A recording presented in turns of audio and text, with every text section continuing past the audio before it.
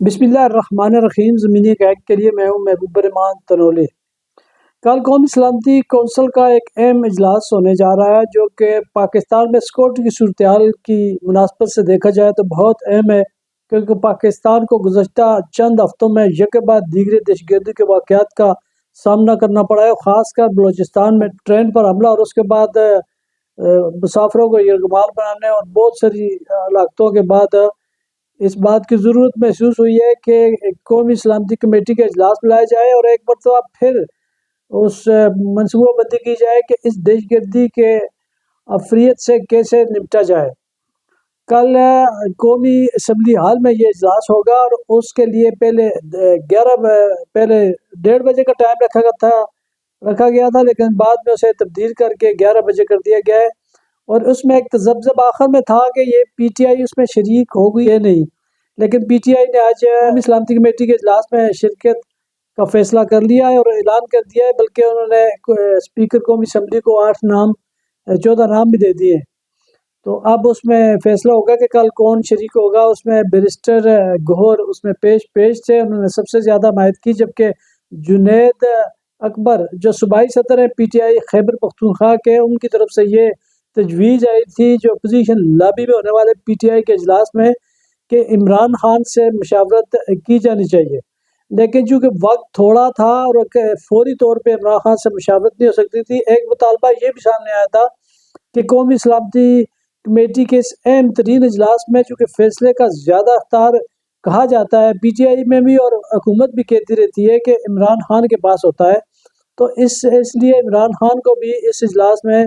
پے role پر رہا کر دیا جائے اور یہاں بلا کے انہیں شریک کیا جائے مشاورتی عمل میں۔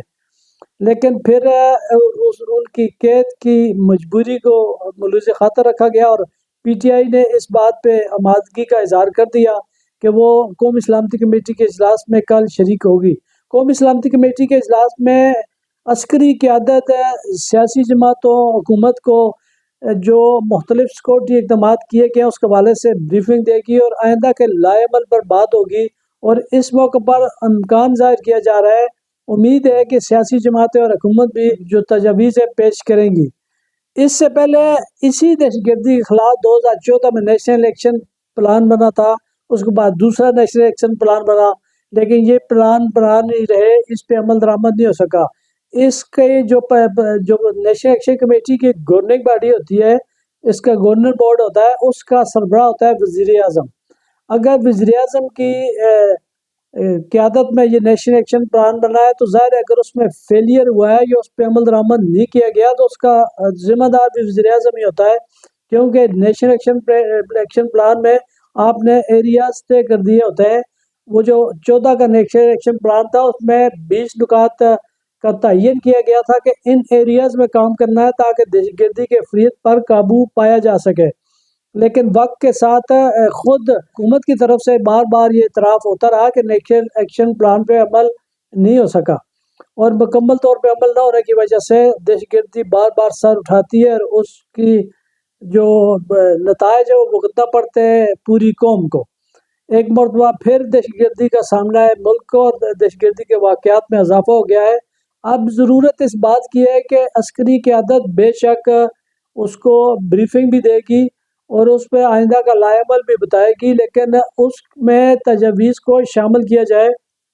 خواہ وہ حکومت کی طرف سے آئے یا اپوزیشن کی طرف سے، کیونکہ دہشت گردی کے مسئلہ کو صرف ایک طرح کی منصوبہ بندی سے نمٹنا ممکن نہیں ہے، اس میں سب کا شامل ہونا بڑا ضروری ہے، اور شمولیت یہی ہوتی ہے جب آپ کسی کی تجاویز لیں اور اس پر عمل درآمد بھی ہو، اور یہ نہ ہو کہ جب ایک مرتبہ پھر آپ اجلاس بیٹھے کوئی فیصلے کریں اور اس فیصلوں پہ عمل نہ ہو۔ لیکن اصل بات یہی ہے کہ دہشت گردی کو مکمل اس طرح سے نمٹا نہیں گیا، ایک حد تک دیکھا گیا، جو جہاں کے یہی دہشت گردی کے حملے ہوتے ہیں اس پہ تو بڑا اچھا جواب دیا جاتا ہے، جیسے ابھی ہم نے دیکھا بلوچستان میں ٹرین کو یرغمال بنانے کے بعد سیکورٹی فورسز نے بہت اچھا مؤثر جواب دیا، دہشت گردوں کے خلاف بڑی اچھی کارروائی کی، لیکن یہ کارروائی دہشت گردی ہو جانے کے بعد ہونے کے بجائے دہشت گردی کو روکنے کے لیے ہونی چاہیے، تاکہ ان دہشت گردی کے واقعات کو قبل از وقت ان سے نمٹا جا سکے، اور خاص کر جو ہمیں جو اکثر بتایا جاتا ہے قوم کو کہ یہ دہشت گردی افغان پاک افغان سرحد کے پار سے ہو رہی ہے، اور دہشت گرد افغانستان سے آ رہے ہیں یا ان کے رابطے ادھر ہے، تو پھر اگر وہ پار سے آ رہے ہیں تب بھی آپ نے روکنے، اگر ان کے رابطے ادھر ہیں تو پھر بھی سیکورٹی ایجنسیز کو ہی ان کا کرنا ہے مقابلہ۔ پھر یہ ایسا کیوں ہوتا ہے؟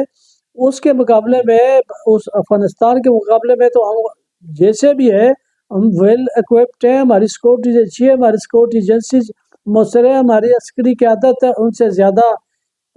تجربہ رکھتی ہے، لیکن اس کے باوجود اس طرح کے واقعات میں پھر اضافہ ہو جانا لمبا فکریہ ہے سب کے لیے، صرف ایک سیکورٹی اداروں کے لیے نہیں، پوری قوم کے لیے، اور خاص کر حکومت کے لیے تو بالخصوص۔ مطلب کہ آپ نے بالکل ایک ٹارگٹ رکھنا ہے کہ دہشت گردی سے نمٹنا کیسے ہے، لیکن اس میں ایک بات یہ ضرور رکھیں کہ آپ نے اس کو تقسیم کر دیا ہے، آپ کا کوئی فیصلہ بر وقت نہیں ہوتا۔ آپ ہمیں D G I S P R صاحب بتاتے ہیں ہمیں کہ یہ افغانستان سے حملے ہوئے ہیں یا ان کے رابطے ملتے جلتے ہیں ادھر افغانستان کی سرزمین سے، اور دہشت گرد وہاں سے یہ کاروائیاں کر رہے ہیں۔ ہم نے بار بار افغانستان سے کہا، لیکن اس میں کوئی کمی نہیں آ رہی، اور اس کو انہوں نے ایک بار پھر کہا کہ افغانستان کی گورنمنٹ اس دہشت گردوں کو اپنی سرزمین کو دہشت گردی کے لیے استعمال نہ ہونے دے۔ لیکن اسی بریفنگ کے بعد جب دفتر خارجہ یہاں بریفنگ دیتا ہے تو دفتر خارجہ کی بات ذرا مختلف ہوتی ہے۔ دفتر خارجہ کہتا ہے ہمیں کہ یہ جو دہشت گردی ہوئی ہے بلوچستان میں، اس کا رابطہ انڈیا سے ہے اور اس کے پیچھے انڈیا ہے، تو یا پھر انہیں انڈیا بتا دیا، جبکہ D G S P R صاحب نے بتایا تھا افغانستان سے۔ انہوں نے بھی گرچہ لنک کیا، کسی حد تک خدشے کا اظہار کیا، لیکن دفتر خارجہ نے واضح طور پہ کہا کہ یہ اس کے پیچھے انڈیا، اور انڈیا علیحدگی پسندوں کے ساتھ مل کر پاکستان میں اس طرح کا ماحول پیدا کرنا چاہتی ہے تاکہ دہشت گردی میں اضافہ، اور خاص کر خطہ عدم استحکام کا شکار رہے، اور خاص کر پاکستان جو ہے اس عدم استحکام کا شکار رہے۔ تو یہ ساری باتیں اپنی جگہ درست ہوں گی، D G S P R بھی ٹھیک کہہ رہے ہوں گے، ترجمان دفتر خارجہ بھی ٹھیک کہتے ہوں گے، لیکن اس میں اپنے موقف کو مربوط اور یکسو بنانا بھی بڑا ضروری ہوتا ہے۔ قومی سلامتی کمیٹی کا کل اجلاس ہونے جا رہا ہے، تو اس بات کی قوم امید کرتی ہے کہ آپ اپنا فوکس دہشت گردی کے خاتمے پر رکھیں گے، نہ کہ اس بات پہ کہ آپ اس بات کو تھوڑی دیر کے لیے چھوڑ دیں کہ آپ ایک سیاسی جماعت کا نام لے لیں کہ بات پریس کانفرنس سے کریں، اور اسی کو بار بار الزام ٹھہرائے کہ سوشل میڈیا اکاؤنٹ کی وجہ سے جو ہے۔ اگر سوشل میڈیا اکاؤنٹ کی وجہ سے کسی ملک کو یا کسی جگہ کو کچھ فتح کیا جا سکتا ہو، دہشت گردی کرائی جا سکتی ہو، تو پھر تو ساری دنیا بیٹھ جائے سوشل میڈیا اکاؤنٹ پہ اور اسی طرح کروائے۔ سوشل میڈیا اکاؤنٹ کسی حد تک پراپاگنڈا ضرور کرتے ہیں،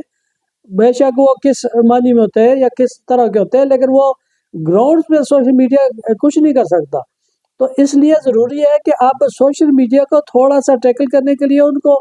بجائے اس کے کہ آپ اس کو فوکس کیا جائے کہ دہشت گردی کہاں سے ہو رہی ہے، کون کروا رہا ہے، اس کے پیچھے کون ہے،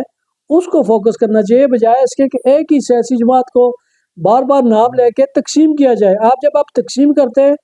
تو یہ بات تو ماننے والی ہے نا، پاکستان تحریک انصاف جس کو قومی اسمبلی میں ابھی بھی